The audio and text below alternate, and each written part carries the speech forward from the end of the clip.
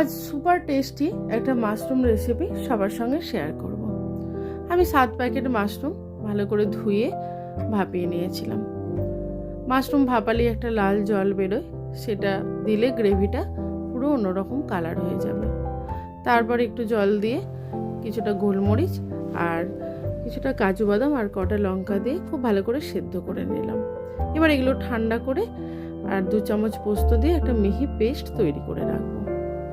এবার মাশরুমটা খুব ভালো করে ভেজে নিলাম, কিছুটা মটরশুঁটিও তার মধ্যে দিয়ে একটু ভেজে নিলাম।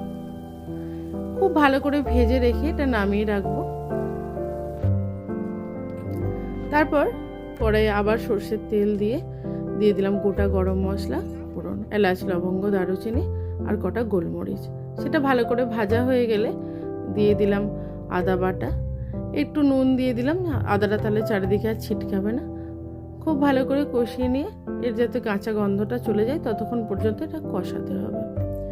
যেহেতু নিরামিষ খায় আমরা বাড়িতে সবাই, সেই জন্য প্রতিদিনই নিত্য নতুন রান্না করতে হয়।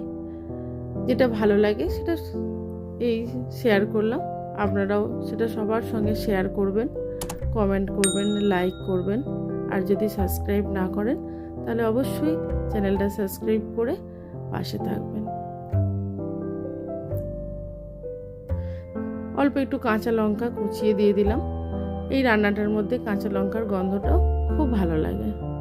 যে পেস্টটা তৈরি করে রেখেছিলাম কাজু, পোস্ত, গোলমরিচ আর কাঁচা লঙ্কা দিয়ে, সেটাকে এর মধ্যে দিয়ে 4 মিনিট ধরে এটাকে কষিয়ে নেব। এটা খানিকক্ষণ কষিয়ে নেওয়ার পর যে ভাজা মাশরুম মটর ছিল সেটা এর মধ্যে দিয়ে অল্প জল দিয়ে আর পরিমাণ মতো নুন দিয়ে একটু ফুটতে দিলাম।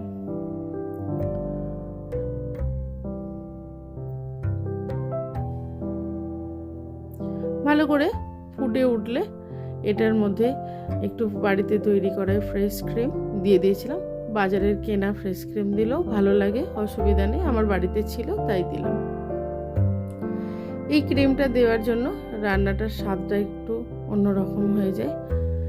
এটা গরম গরম ভাত, রুটি সবার সঙ্গেই খুব ভালো লাগবে। এবার এটা সার্ভ করে নিলাম। গার্নিশিংয়ের জন্য একটু ধনেপাতা আর একটু চিলি অয়েল ছড়িয়ে গার্নিশ করলাম। আমার এই ভিডিওটা এতক্ষণ ধরে দেখার জন্য সবাইকে অসংখ্য ধন্যবাদ।